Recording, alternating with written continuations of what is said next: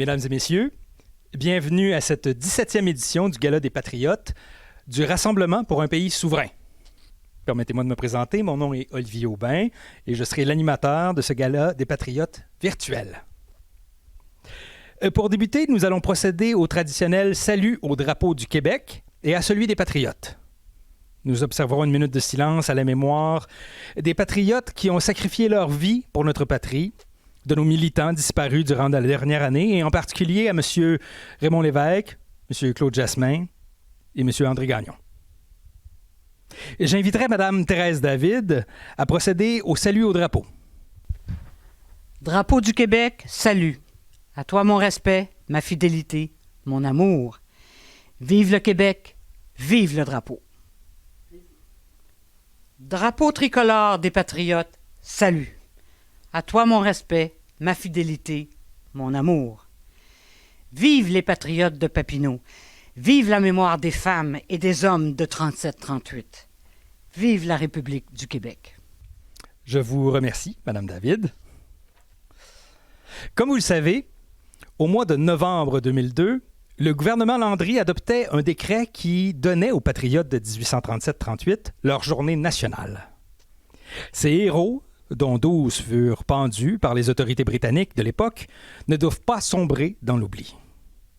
C'est en hommage aux Patriotes de 1837-38 que ce gala tient sa raison d'être. Nous voulons nous souvenir du sacrifice de ces hommes et de ces femmes qui ont donné leur vie pour un idéal de liberté, de démocratie et pour l'indépendance politique du Québec. Patriotes de 1837-1838, nous vous saluons. Ce gala est réalisé virtuellement pour la seconde fois afin de respecter les règles sanitaires. Avant la remise des distinctions, j'inviterai le président du Rassemblement pour un pays souverain, M. Benoît Roy, à vous dire quelques mots. Bienvenue à ce Gala des Patriotes du Rassemblement pour un pays souverain. En premier lieu, permettez-moi de remercier les bénévoles associés à la réalisation de ce gala. Tout d'abord, nos remerciements à M. Olivier Aubin, qui anime ce gala, cette soirée, les membres du conseil du RPS et les personnes dont le dévouement et les énergies déployées sont remarquables, messieurs Martin Lamontagne et Adrien Lorion. À vous tous, un immense merci. Je voudrais féliciter aussi tous les lauréats et lauréates de ce gala qui reçoivent un prix ce soir. Accepter un prix du Rassemblement pour un pays souverain, c'est faire preuve de courage exemplaire et démontrer des convictions nationales les plus nobles pour le Québec, celles de la liberté et de l'indépendance.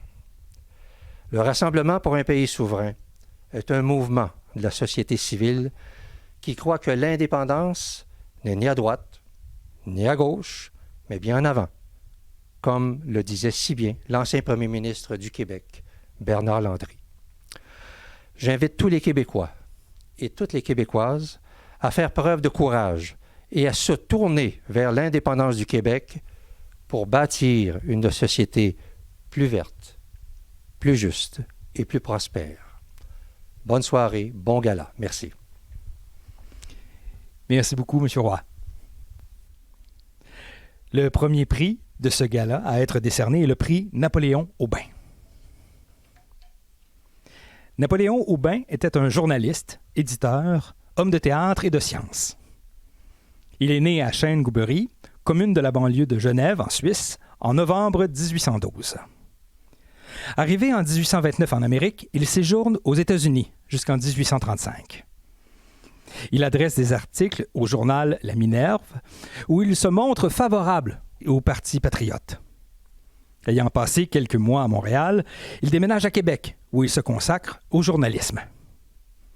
Il fonde plusieurs périodiques, dont Le Fantasque, et monta quelques pièces de théâtre dont certaines furent écrites par lui-même. Pour nous présenter le lauréat de ce prix, remis à un artiste pour l'ensemble de son œuvre et pour ses convictions indépendantistes, j'inviterai M. Paul Piché à nous dire tout le bien qu'il pense du récipiendaire, M. Michel Rivard. L'élan nationaliste québécois, moderne, est né autour des années 60, on le sait, dans un élan d'ouverture sur le monde, et c'est au cœur de ce mouvement-là. Et c'est très important. L'acceptation des différences, évidemment, doit nécessairement être combinée à défendre sa propre différence, on se comprend. Alors, je suis très heureux de présenter cette année le prix Napoléon Aubin à un artiste qui est non seulement un grand artiste, mais qui est aussi mon ami, un très grand ami. Il y a beaucoup de talent au Québec. Il y a beaucoup de talent et on aurait eu beaucoup de choix. La compétition est forte, mais on a décidé de ne pas prendre de chance cette année. On a décidé de donner le prix à quelqu'un qui a tous les talents.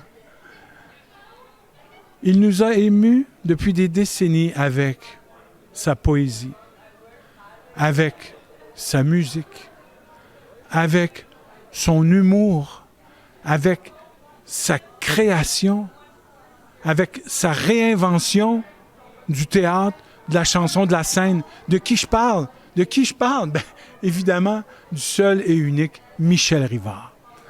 Alors, quand je pense à Michel, quand je pense aux Québécois en général, en fait, nous sommes tous, chaque individu, nous sommes tous différents. Nous sommes tous uniques. Et donc, il n'y a qu'un seul Michel Rivard, on se comprend? Mais curieusement, lui, quand il va chercher dans le fond de son cœur, dans un petit raccoin, une émotion extrêmement précise, unique à lui, là, quand il va la chercher et qu'il nous l'étale avec tous ses talents, quand il nous l'étale, curieusement, nous sommes tous différents, mais on se reconnaît. On se reconnaît dans l'unique Michel Rivard. Alors, il y a quelque chose de spécial. Il va chercher quelque chose d'universel dans tout ce qu'il fait, depuis des décennies. Et, mon Dieu, on lui doit beaucoup. Alors, mon cher Michel, mon cher ami, je t'embrasse virtuellement, évidemment, mais de tout cœur, tout de même. Merci. Monsieur Rivard, au nom du Rassemblement pour un pays souverain, j'ai l'honneur de vous décerner le prix Napoléon Aubin 2021 pour l'ensemble de votre œuvre de créateur, d'auteur-compositeur, de comédien, pour la promotion de la chanson française et pour vos grandes convictions nationales. Monsieur Rivard, félicitations.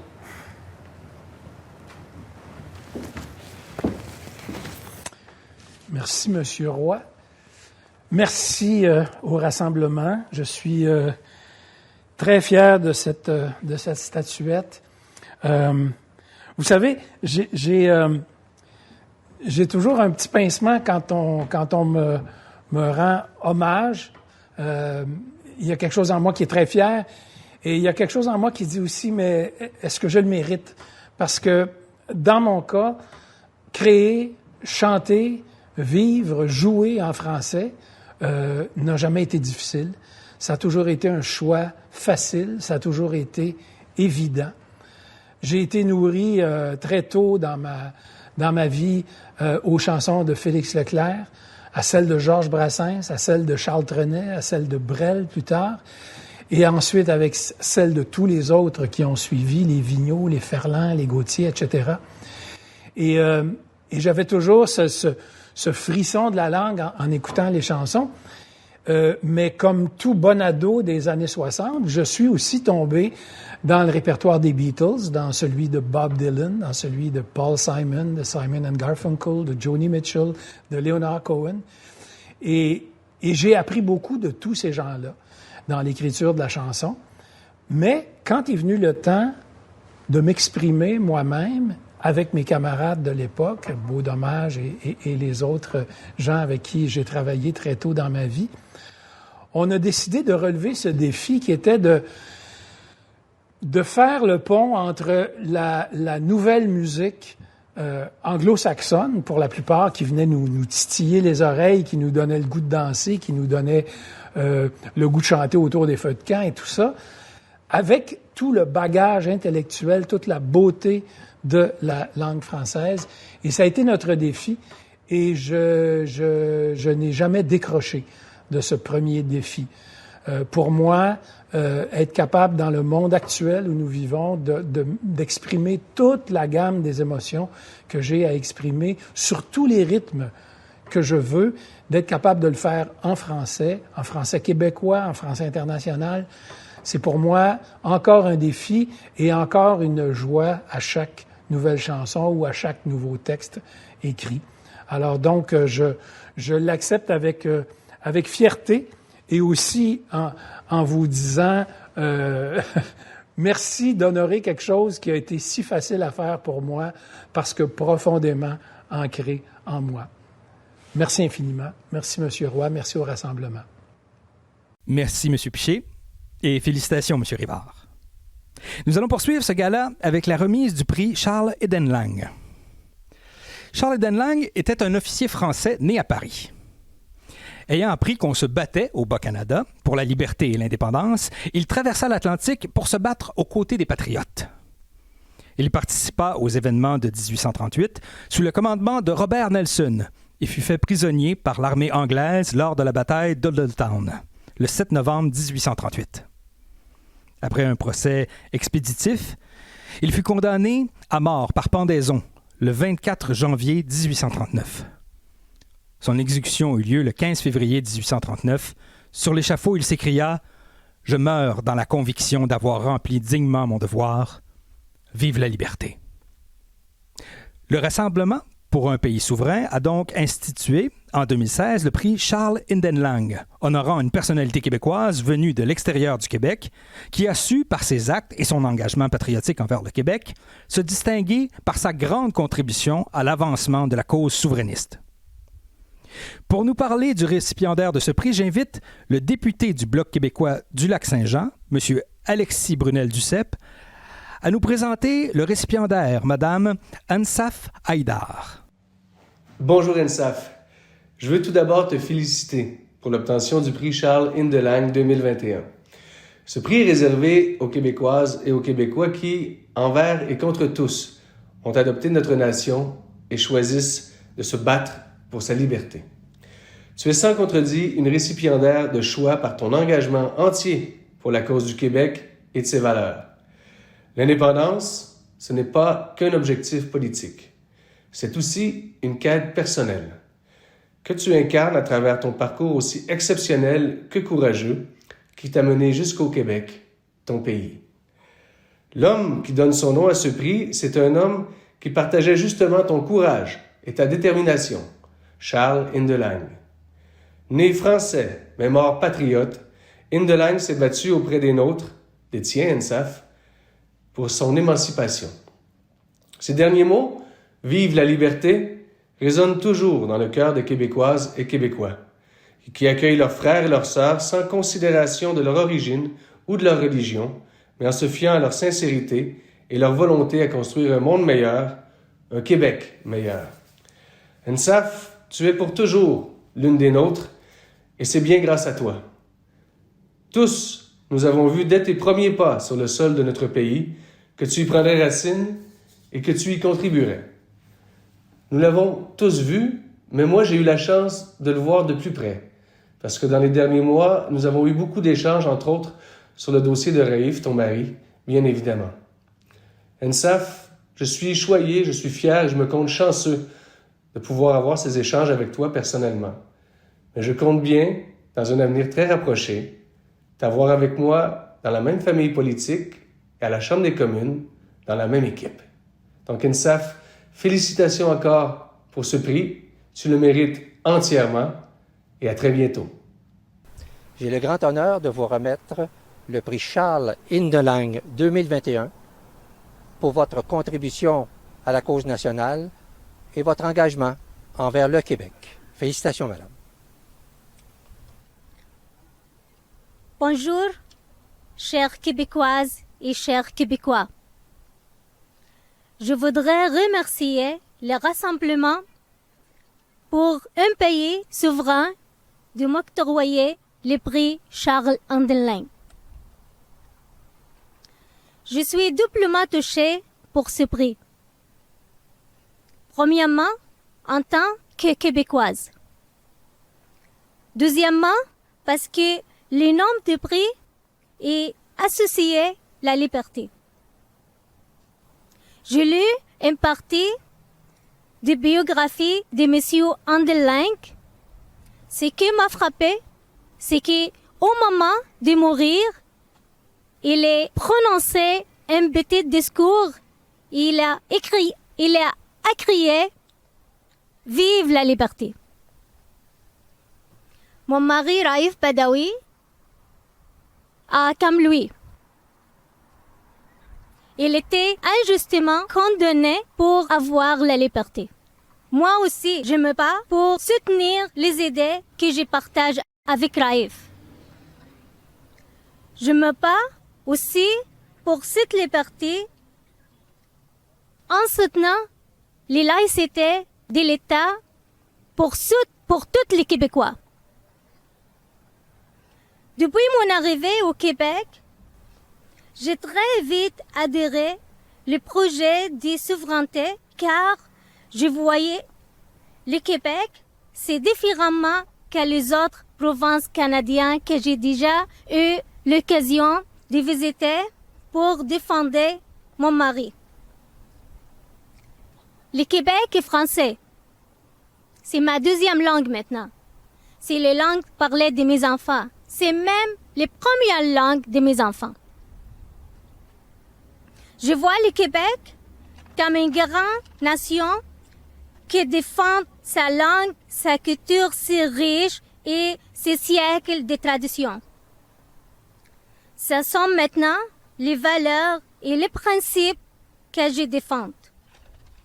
Je vous remercie de m'avoir accueilli comme faisant partie de la grande famille québécoise. Je veux aussi remercier ma grande famille sherbrookeoise. Merci beaucoup. Merci beaucoup. Merci, Monsieur Brunel Duceppe et Madame Haïdar. Chevalier de Lormier était un ardent patriote, convaincu que seule la liberté pouvait permettre l'épanouissement du peuple québécois. Il a participé à la bataille de Saint-Eustache ainsi qu'à celle de 1838 de Sainte-Martine. Après la bataille de Saint-Eustache, voyant que la bataille était perdue, il prit la direction des États-Unis, où il aida le commandant en chef des Patriotes, Robert Nelson, à la mise sur pied des frères chasseurs et au recrutement de volontaires pour poursuivre la lutte et organiser une deuxième offensive en 1838.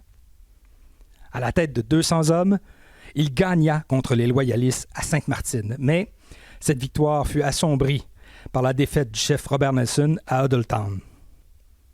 Les Patriotes commencèrent à se dissiper et Delormier essaya de retourner vers la frontière américaine où il fut arrêté le 12 novembre et conduit à la prison du Pied-du-Courant à Montréal. Fait prisonnier par l'armée britannique, il comparut avec d'autres patriotes devant le Conseil de guerre. On lui refusa le procès devant un tribunal civil qu'il réclamait.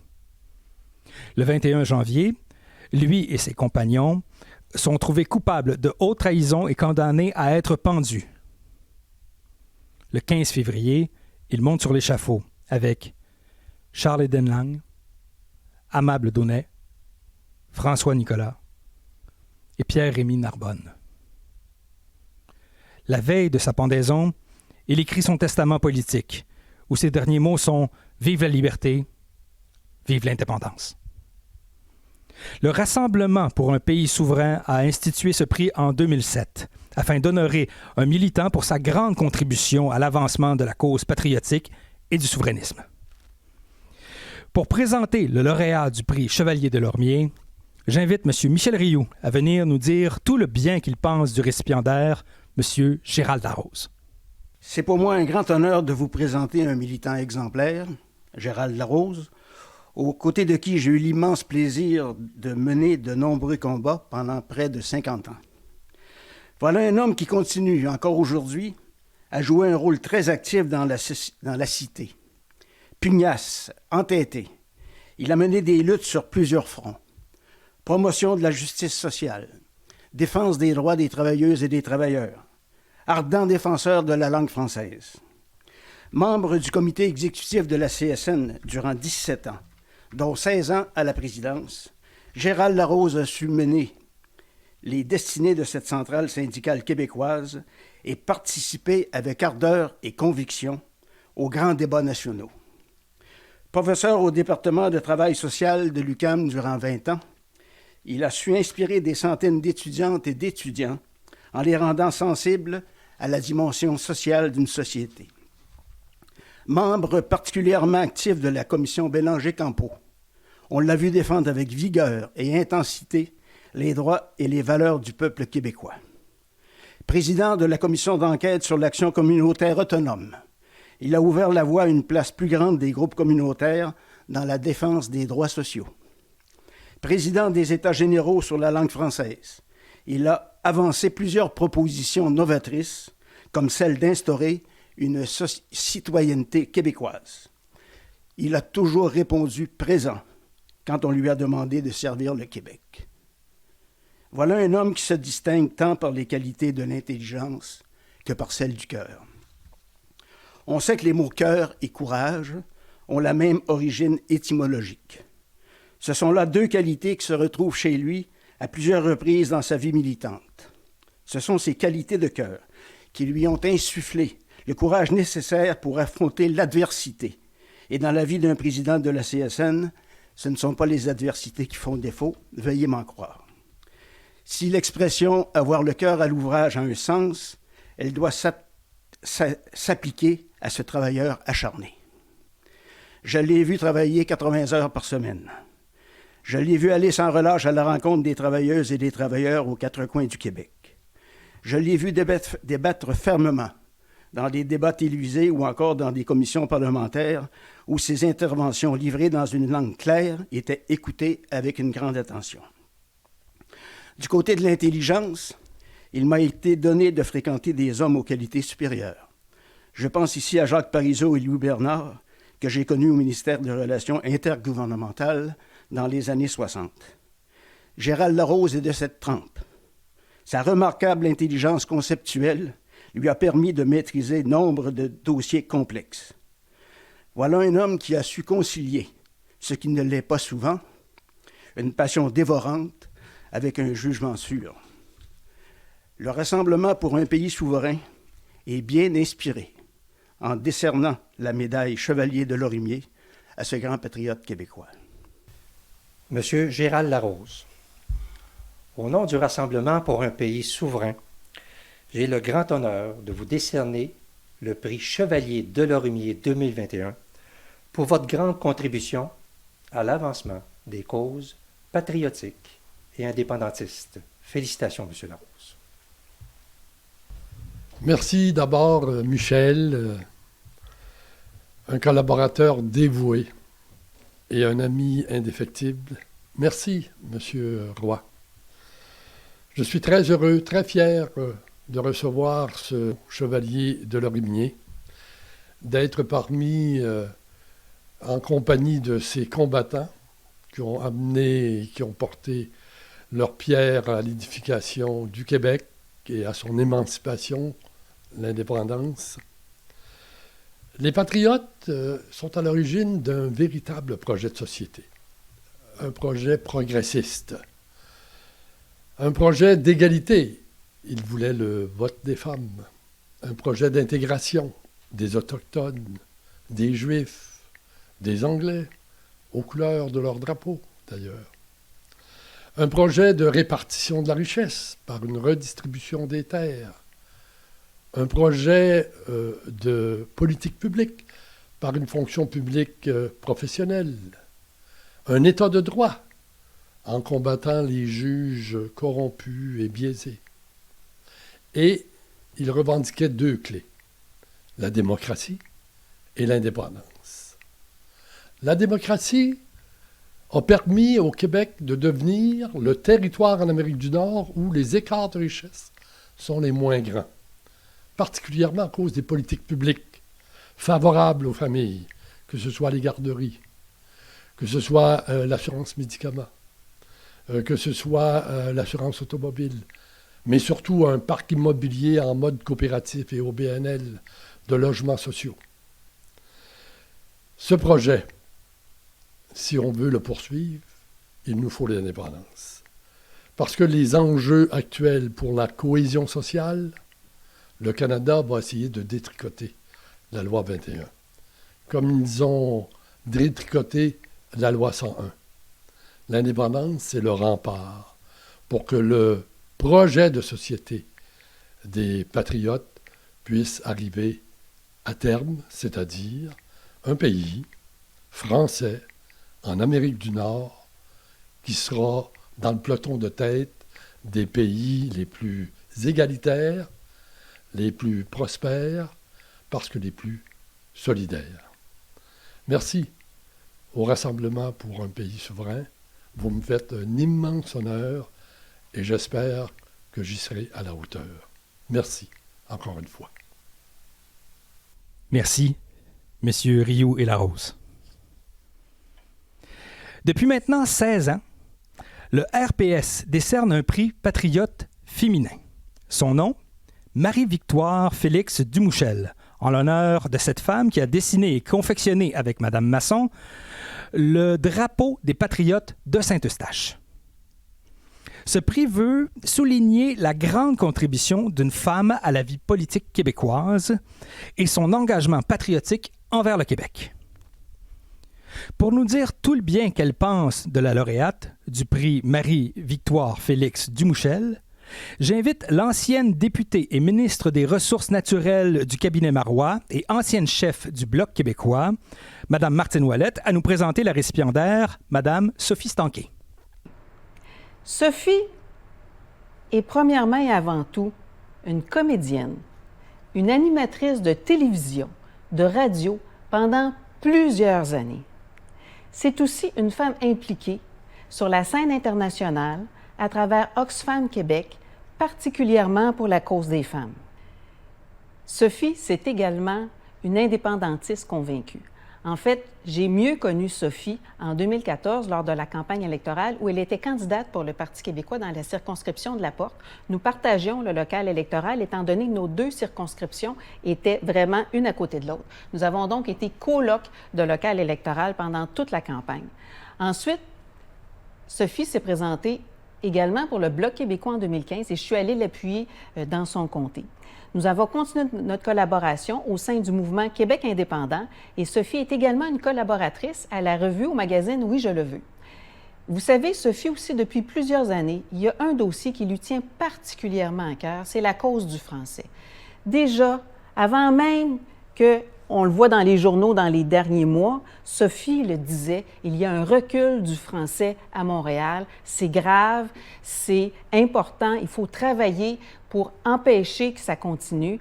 Et donc, elle a travaillé comme présidente du mouvement Québec français à la protection de la langue française pendant plusieurs années. Et je veux vraiment lui lever mon chapeau pour cette implication-là, parce que vous savez, la langue française, ça fait partie de notre ADN. C'est aussi ce qui nous définit comme peuple québécois.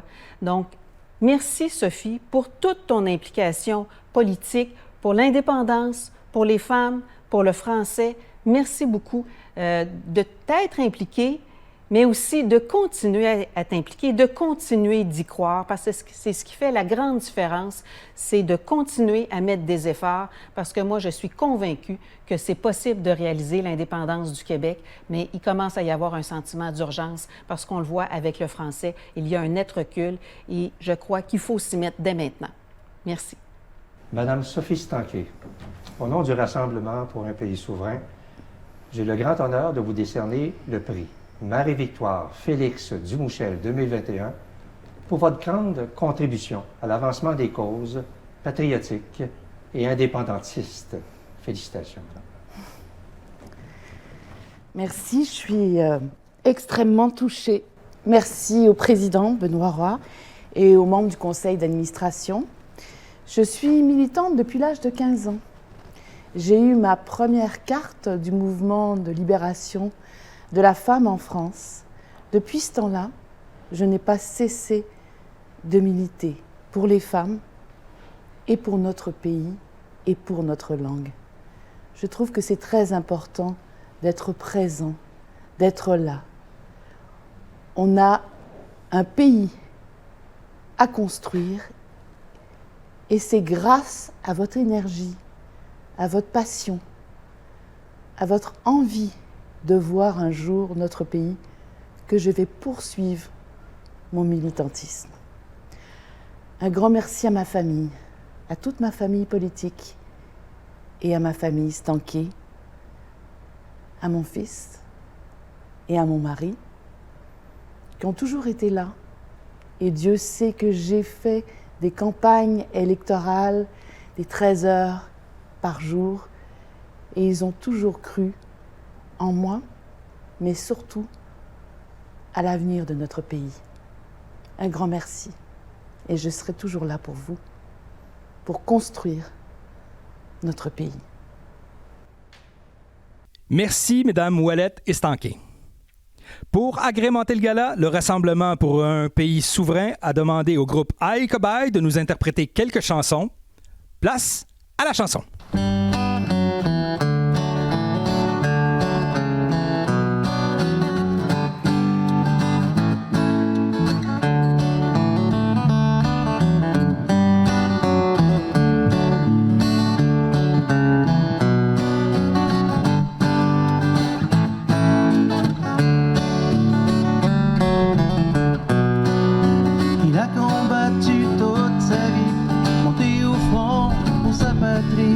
Travailler fort sans répit, il y a consacré sa vie.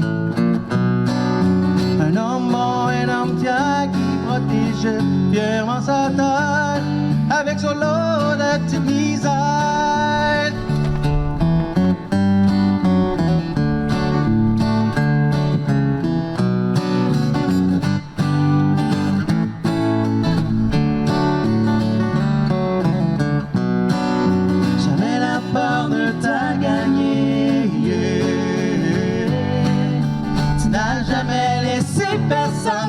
Marcher sur les pieds et traite ne t'ont pas ménagé. Vous avez toujours su te relever. Il n'y avait que toi pour mener ce combat. Les flammes brillent dans tes yeux. Parti de loin et de rien, droit devant suit son chemin, un homme de tête, un homme de cœur. Parti de loin et de rien, son pied joint est dans un parti qui rêve toujours à son pays.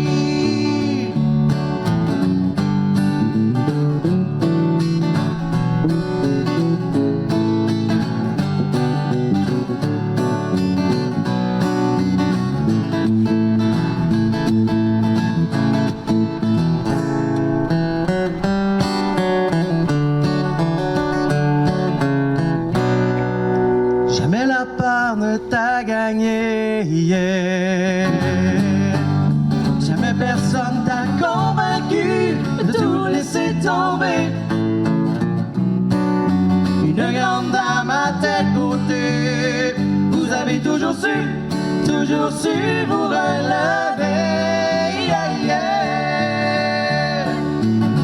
Il n'y avait que toi pour mener ce combat.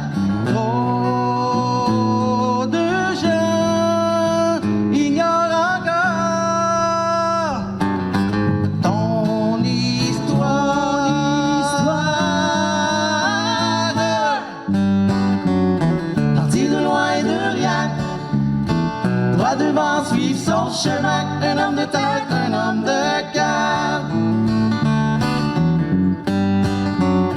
Parti de loin et de rien, sautant pieds joints et dans un parti qui rêve toujours à son pays. Qui rêve toujours à son pays. Je rêve toujours à mon pays.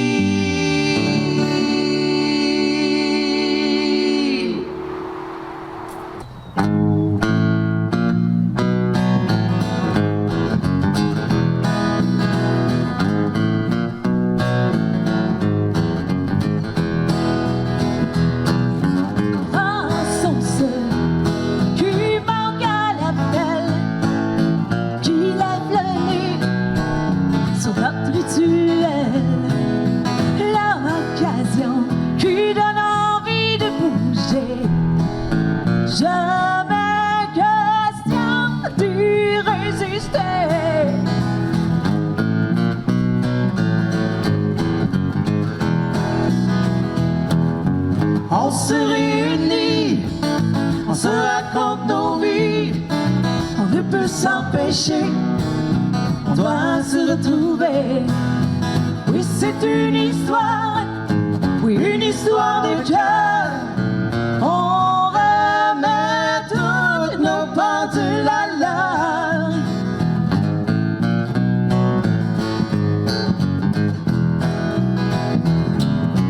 Une journée, oh oui, tellement appréciée. Tous laisser aller, rire et puis chanter. On fait du social, on évite les scandales. Depuis des années, non, rien n'a changé. Et on se réunit, on se raconte nos vies. On ne peut s'empêcher, on doit se retrouver. Oui, c'est une histoire, oui, une histoire de cœur.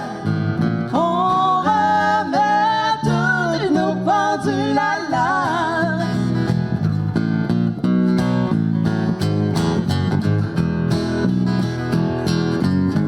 Les discours s'éternisent, l'ambiance nous hypnotise.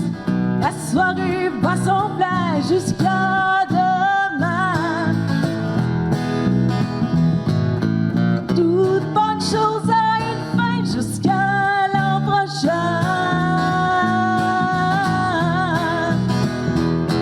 Et on se réunit, on se raconte nos vies.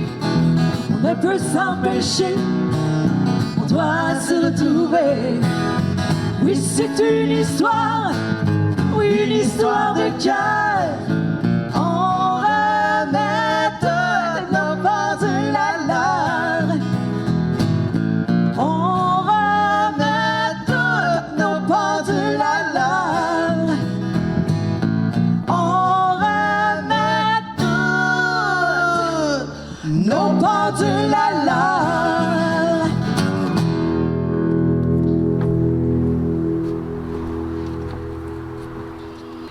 Dans la chanson Les Ficelles, qui est également sur le premier album, ça parle des gens qui ont décidé de tout lâcher pour se refaire une vie. Soit qu'ils ont changé de pays, ils ont changé de région, puis d'avoir le courage de t'intégrer dans un nouvel endroit. Donc, ça parle de ça. Alors, on y va avec Les Ficelles.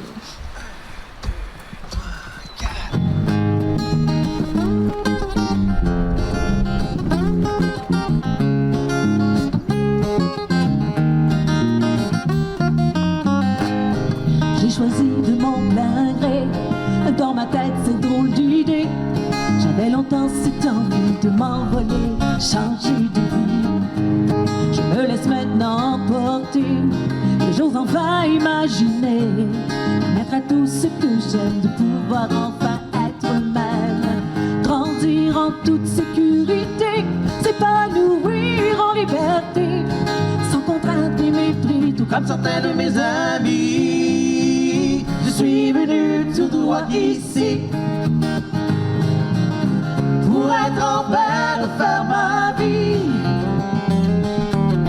Nous sommes venus tout droit ici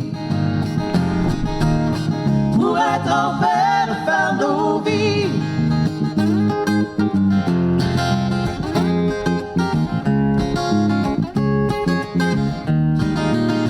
Je ne voulais plus de ces barrières qui me retenaient loin derrière.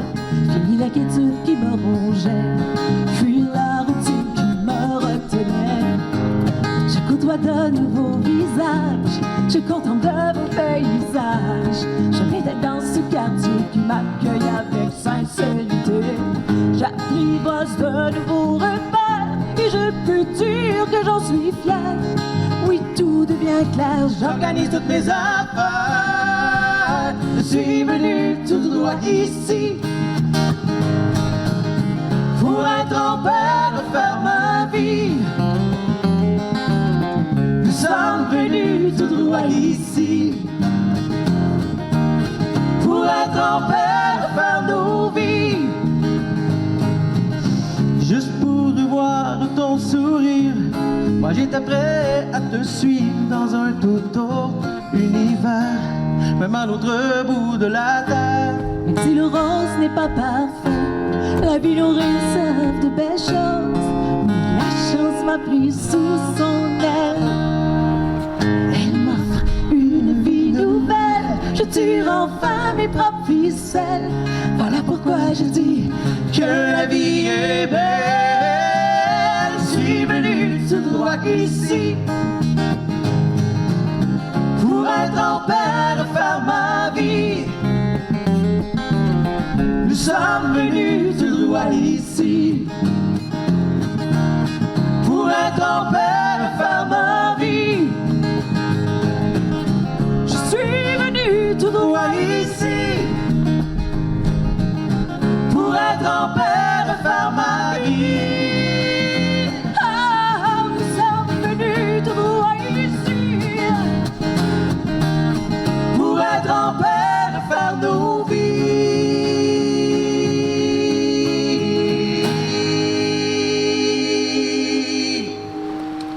La prochaine chanson, c'est une chanson qu'on a écrite il y a plusieurs années. Le mouvement patriotique, la langue française, c'est des choses qui nous touchent énormément. J'ai eu la chance de participer à plusieurs, pas manifs, mais de rassemblements. C'est plus beau. Puis, coupe de souper ici, juste un petit peu plus loin, là, à Saint-Ours. Cette chanson-là, ben, elle nous a inspiré ça, avec tous les gens qu'on a rencontrés, des super de bons patriotes, des gens qui ont à cœur, comme nous autres, la langue française. On va y aller avec la pièce qui s'intitule « Je n'oublierai jamais ».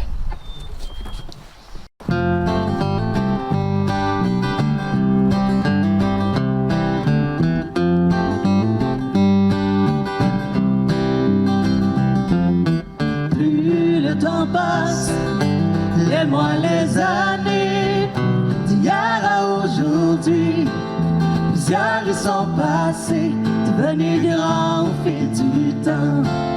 Courageux combattants, tant. Ils se sont tenus debout pour notre liberté. Le moment est venu pour nous de les remercier. Les patriotes et notre histoire, vous serez à jamais notre fierté.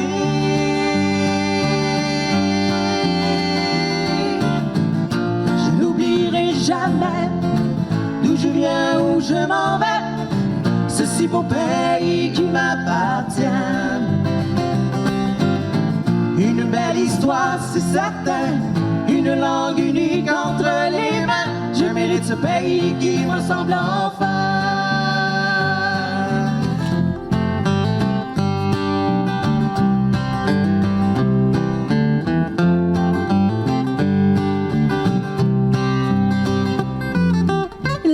Les émotions montent en nous, le luxe au garde à vous. Un si bel homme de foi, si fier d'être québécois, un phénomène nommé l'évêque. À la prochaine fois, il nous a dit: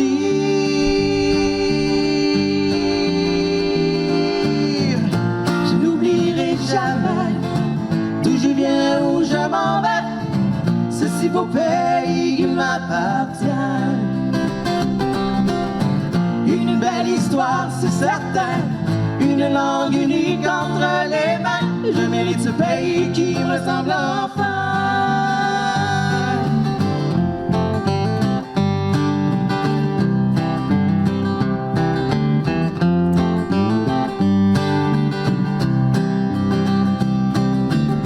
Cessons de vivre dans l'ignorance, faisons-le pour nous la différence. Soyons fiers de notre identité. Yeah, yeah, yeah.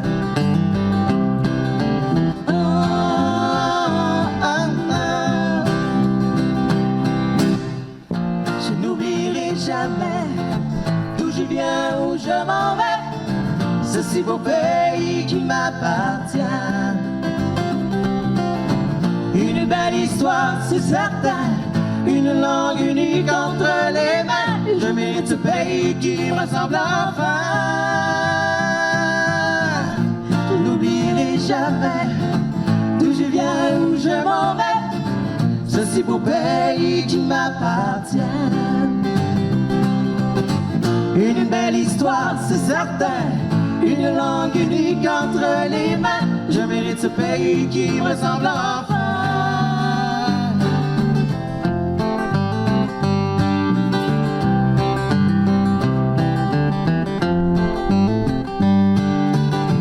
C'est le temps de nous en souhaiter une, les vrais. Gens du pays, c'est à notre tour de nous laisser parler d'amour.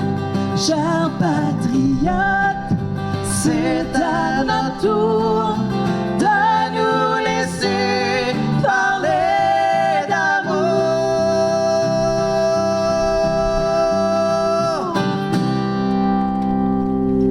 Bonne fête.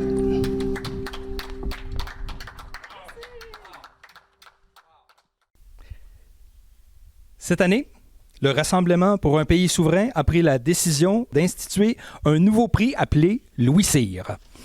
Ce prix veut rendre hommage à un athlète ou une athlète s'étant illustré dans sa discipline et pour son engagement envers le Québec et la cause nationale. J'invite donc le président de la Fondation Équipe Québec, M. Stéphane Allinger, à nous parler du premier récipiendaire de ce prix, M. Robert Sirois. Mesdames et messieurs, bonjour. Ça me fait plaisir d'être ici à Repentigny, à côté de la belle rivière l'Assomption, pour remettre le prix Louis Cyr à mon collègue de travail et ami, Robert Bob Sirois. J'ai connu Robert il y a 8 ans déjà. Ce qui nous a unis, c'est la cause des équipes nationales du Québec dans tous les sports. Le milieu du sport est très conservateur et politique, et Robert a été un des premiers hockeyeurs professionnels à sortir publiquement pour réclamer des équipes nationales du Québec. Il y a eu d'autres sportifs qui sont sortis également, mais au niveau du hockey, on sait que c'est très politique. Et je félicite Robert pour sa sortie, parce que depuis ce jour-là, il y a eu énormément de personnes qui se sont prononcées pour les équipes nationales, dont le boxeur professionnel Jean Pascal. Robert, en faisant ses sorties, s'est fait plusieurs ennemis. Mais il vous dira en coulisses que plusieurs autres hockeyeurs professionnels sont venus le voir, ils lui ont tapé sur l'épaule pour lui dire « Merci Robert, on est d'accord avec toi, mais nous, on ne peut pas sortir publiquement. » Beaucoup de gens ne le savent pas, mais Robert est le fils d'un Franco-Américain et il possède la citoyenneté américaine. Lorsque Robert a joué pour les Capitals de Washington, il a compris qu'être un francophone dans une ligue de Canadiens anglais, ça comportait certains désagréments. Un jour, il s'est fait dire par son entraîneur dans le vestiaire « No more fucking French in the locker room ». Robert venait de commettre le crime d'avoir parlé le français avec son ami Guy Charon.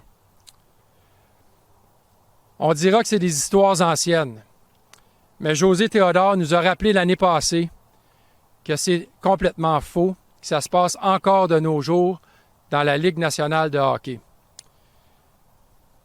M. Théodore nous a rappelé que l'entraîneur Bruce Boudreau traitait l'arbitre du match de fucking frog.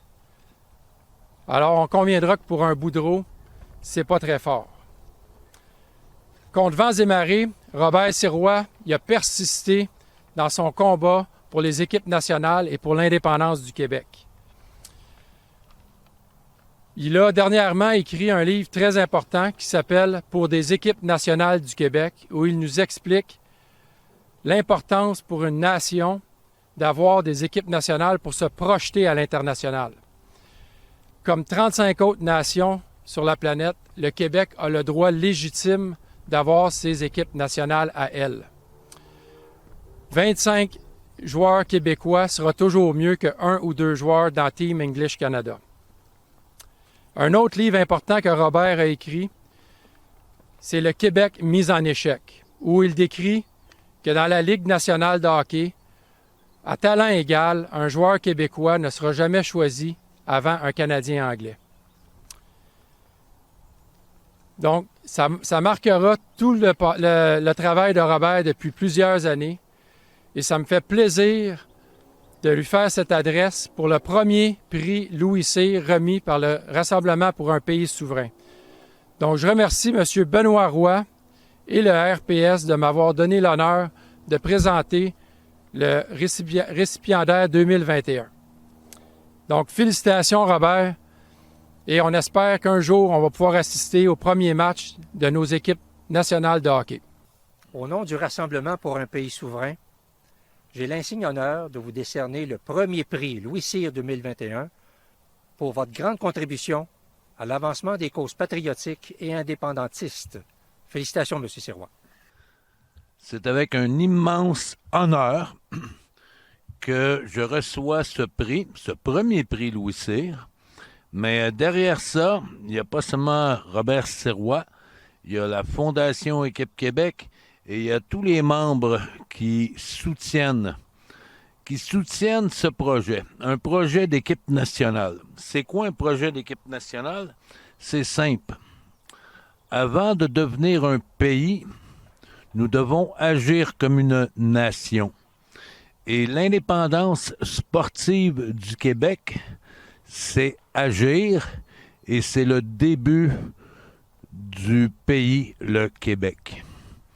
Il y a 35 nations non souveraines, États-nations, comme le Québec, qui participent dans les championnats du monde, aux Jeux du Commonwealth, aux Jeux panaméricains et aussi aux Jeux olympiques. Il y en a 12. Le drapeau, notre fier drapeau, les seules fois qu'on voit les drapeaux et qu'on entend les hymnes nationaux, c'est lors des événements, les grands événements sportifs, que ce soit la Coupe du monde de foot, que ce soit des championnats mondiaux de différents sports. Les drapeaux, on les voit partout. On les voit même à Montréal, où on voit des voitures avec le drapeau du Portugal, avec le drapeau de la France, avec même le drapeau américain, le drapeau canadien. C'est l'endroit. Toutes ces plateformes, ces scènes sportives-là, sont l'endroit pour faire connaître notre nation. Et pour moi, c'est une mission que j'ai très à cœur depuis plus d'une vingtaine d'années. La raison pourquoi j'ai écrit ces 2 livres, c'est pour démontrer que nous avons le droit, comme nation, d'avoir nos propres équipes nationales. C'est nos jeunes qui peuvent participer et compétitionner contre les meilleurs au monde. Pas seulement qu'un ou 2 hockeyeurs québécois qui vont faire partie d'Équipe Canada, mais 23 Québécois jeunes juniors qui vont pouvoir compétitionner contre d'autres pays, d'autres nations. Notre porte-parole, le sport national, des équipes nationales, il n'y a rien de plus rassembleur que ça pour une nation. Dans le nouveau Québec, multi-ethnique, la meilleure façon que tous ces nouveaux arrivants peuvent s'identifier à notre nation, c'est par le sport. C'est par le sport qu'ils vont reconnaître notre drapeau, notre nation, et se présenter à la face du monde avec toute fierté. Alors, équipe nationale, c'est pour tous les Québécois de toutes les provenances. Et encore une fois, je veux vraiment remercier du fond de mon cœur tous ceux qui m'appuient. Et aujourd'hui, un merci spécial au RPS et à M. Benoît Roy. Merci beaucoup. Merci, M. Allinger, et félicitations, M. Sirois. Le Gala des Patriotes est aussi l'occasion de couronner l'œuvre d'un auteur québécois s'étant distingué par son originalité et son talent. Ce prix porte le nom de Grand Prix littéraire de la presse québécoise, journal du Rassemblement pour un pays souverain. Pour nous dire tout le bien qu'elle pense de l'auteur et de son œuvre, j'invite l'ancienne ministre et députée du Parti québécois, Mme Louise Beaudoin, à nous le présenter. Cher Paul, sur le fond et sur la forme, c'est un livre qui mérite ce prix qui t'est attribué aujourd'hui par le Rassemblement pour un pays souverain. C'est un livre bien informé, bien pensé, bien réfléchi et bien écrit, dans lequel tu nous ramènes à l'essentiel, à nos fondamentaux en tant qu'indépendantistes, c'est-à-dire à la langue, à la culture, à la pérennité de notre nation francophone en Amérique, qui ne peut se concrétiser sans l'indépendance. Tu fais tous les liens nécessaires, celui entre nationalisme et justice sociale, celui entre nationalisme et internationalisme, deux termes complémentaires, comme nous l'ont démontré René Lévesque, Jacques Parizeau et Bernard Landry. Tu as compris en même temps qu'il faut dompter la bête de la mondialisation en fonction de nos intérêts nationaux. Et tu nous expliques comment y arriver. En ce qui me concerne, tu es l'homme de la situation. Pour rebâtir le camp du oui, pour rebâtir la grande coalition qui amorcera ce nouveau cycle que tu nous annonces. Toutes générations et toutes origines confondues. Ce nouveau cycle qui nous mènera à la victoire. Tu es courageux, Paul, déterminé, persévérant, tenace. Tu t'es embarqué dans cette belle aventure, les yeux grands ouverts, avec les mots justes pour parler d'identité, et aussi pour ancrer, pour inscrire, avec ambition, notre projet d'indépendance dans le monde. Merci, Paul, et félicitations.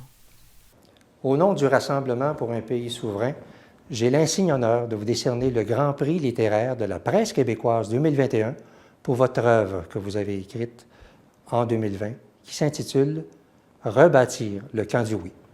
C'est ce livre ici, qui est paru chez VLB Éditeur, dont je suggère la lecture fortement à tout le monde.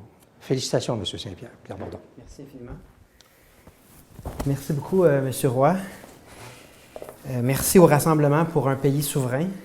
C'est un grand honneur compte tenu de ceux qui ont reçu de tels prix auparavant au sein de votre organisation. Et c'est un prix qui me touche énormément en raison des circonstances dans lesquelles ce livre a été écrit. J'aimerais dédier ce prix avec nul autre que Louis-Joseph Papineau. J'aimerais le dédier à ma femme parce que c'est un livre qui est rempli de convictions, pas juste de ma part, mais de la part de mon épouse également. On était en temps de COVID. Ma femme venait d'accoucher de notre deuxième et je lui disais que je sentais le besoin de faire la synthèse, un argumentaire le plus clair possible à mes yeux de pourquoi l'indépendance est plus que jamais actuelle, plus que jamais déterminante pour les prochaines générations, faire également un appel aux jeunes générations pour un nouveau cycle vers notre indépendance. Et ma femme a donc accepté de faire tous les sacrifices. J'étais seul dans un sous-sol en temps de première vague et c'est ma femme qui a vraiment payé le prix. Donc, je lui dédie ce prix qui me fait très chaud au cœur parce qu'il m'encourage à continuer. Je remercie également VLB Éditeur. Écrire sur l'indépendance, ça fait réaliser qu'il y a des indépendantistes partout dans notre société. Mais souvent, ils ne s'affichent pas. Et c'est un peu le sens de mon livre. On doit s'afficher. Si on veut gagner, on doit s'assumer pleinement. Et je vais vous lire un peu un extrait qui résume l'essentiel de ce que j'ai à vous dire sur le sujet de la relance de l'indépendance. C'est le début du livre. Au cours des dernières années, j'en suis venu à conclure que l'indépendance du Québec était une question de survie linguistique et culturelle pour le Québec. Je suis également arrivé à la conclusion que la corruption et l'affaiblissement de nos institutions causés par les gouvernements libéraux de Jean Charest et de Philippe Couillard étaient une conséquence de notre décision de voter non en 1995 et que ce genre de gouvernement très nuisible reviendra cycliquement au pouvoir tant que nous ne réaliserons pas l'indépendance du Québec. Plus récemment, j'ai constaté qu'en situation de crise, le fait que le Québec ne soit toujours pas maître chez lui, c'est-à-dire qu'il ne détienne pas tous les pouvoirs nécessaires à la gouverne de son État, comporte des risques importants pour notre santé, notre sécurité et notre prospérité. Donc ce livre-là, c'est un cri du cœur d'une jeune famille qui, en temps de COVID, fait des sacrifices, puis dit, ce projet-là, celui de l'indépendance, il est fondamental et c'est essentiel que les prochaines générations portent à leur tour le destin du Québec jusqu'à temps qu'il se réalise. Et c'est ça le sens de mon engagement.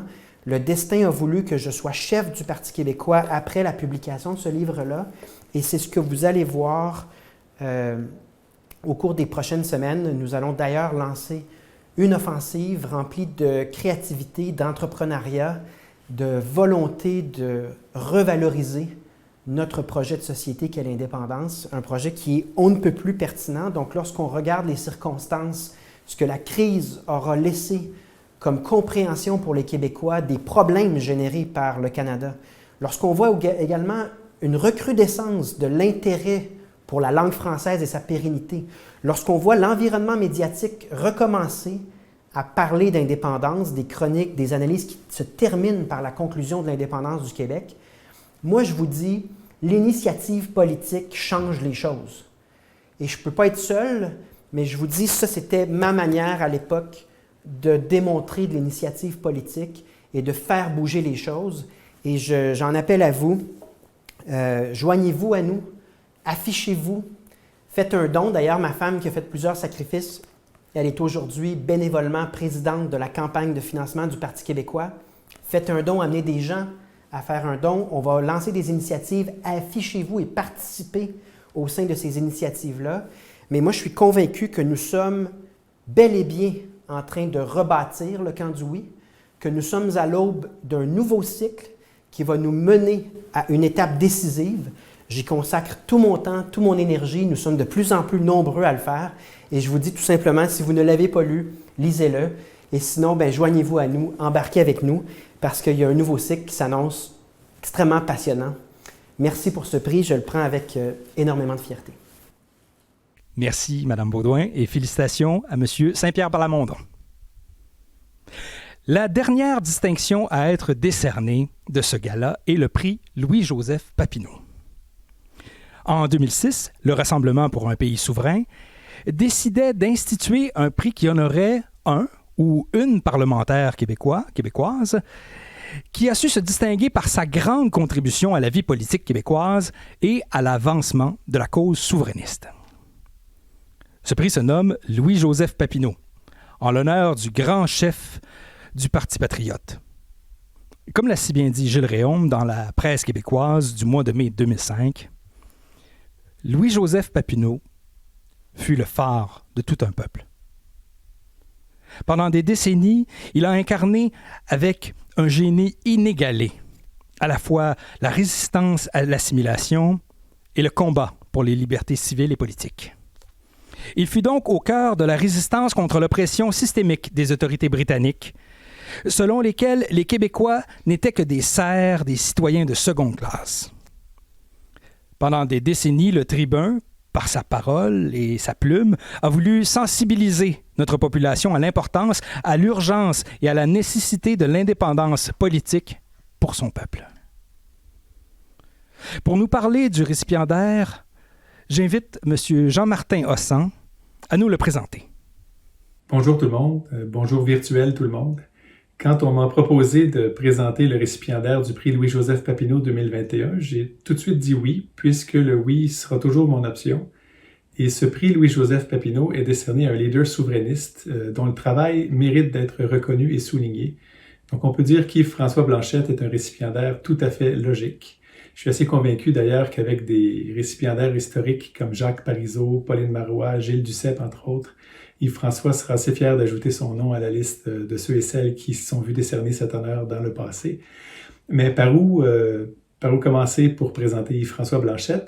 D'abord, on le connaissait bien avant la politique comme l'un des acteurs majeurs du milieu artistique québécois, entre autres comme président de la Disque, et aussi comme agent d'un des plus grands vendeurs d'albums de l'histoire moderne du Québec. C'est d'ailleurs tout un pan de sa carrière qui sera récompensé de plusieurs trophées Félix. Et on l'avait aussi connu pour son travail et son implication auprès du Jour de la Terre, donc domaine environnemental, ce qui lui sera d'ailleurs utile par la suite quand il deviendra ministre de l'Environnement dans le gouvernement de Mme Marois. Et avec une des voix les plus radiophoniques de tous les temps, il y a un don incontestable pour la communication, ça se voit tout de suite. Et on l'a d'ailleurs constaté quand il entrait quotidiennement dans des milliers de foyers québécois en tant que panéliste permanent à l'émission Les Ex à RDI ou encore sur les ondes de Cogeco comme chroniqueur politique. Il faut dire que son père avait travaillé chez Bell et sa mère faisait de la radio, donc les communications devaient être assez naturelles pour lui en bout de ligne. Et on sait que la cause qui nous unit d'ailleurs aura toujours besoin de bons communicateurs pour convaincre nos concitoyens que l'idée de gérer nos propres affaires est bonne en tout temps. Quel que soit le contexte, en fait, il n'existe aucune chaîne ni aucune dorure sur les dites chaînes qui pourrait être préférable à la liberté politique pleine et entière pour quelque nation que ce soit, incluant le Québec. Mais sur le plan plus parlementaire, c'est après s'être impliqué quand même plusieurs années comme militant qu'Yves François a fait son entrée à l'Assemblée nationale du Québec. C'était en 2008, sous la bannière du Parti québécois. Et il a eu l'immense privilège de représenter sa région natale de Drummondville, au centre du Québec, qui est possiblement l'une des plus belles banlieues de Nicolette. Et d'abord comme membre de l'opposition officielle, il sera une des figures préférées des militants par son mordant et par la solidité de ses interventions, mais aussi par sa participation à la tournée de l'ABCD de la souveraineté. Mais B, comme dans Blanchette, il devait toutefois parler tous les soirs après le A, et il en fallait du courage pour monter sur la scène après ça. Et on l'a soutenu du mieux qu'on pouvait dans cette épreuve, parce que qui se souvient du groupe qui a joué après les Beatles au Ed Sullivan Show en 64? Là, je ne pouvais pas passer à côté de l'occasion de retomber dans les blagues de l'époque, parce que j'espère qu'on en garde, lui et moi, d'excellents souvenirs. Donc, par la suite, on s'en souvient, il a accédé au Conseil des ministres du gouvernement du Québec de 2012 à 2014. Il sera tour à tour whip du gouvernement, puis ministre de l'Environnement. Donc, carrière déjà très bien remplie jusque-là, mais je pense qu'on peut prétendre que c'est en 2019 que son travail a été le plus remarqué. Nouveau chef du Bloc québécois, il venait de battre par acclamation tous les autres candidats. Il est entré confiant en campagne électorale plus tard dans l'année et c'est à la suite d'une campagne pratiquement sans faute qu'il a réussi avec son équipe à faire tripler le nombre de sièges du Bloc de 10 à plus de 30, ce qui reconfirmait au passage que la mort du parti, maintes fois annoncée, n'était pas encore à l'ordre du jour pour les Québécois.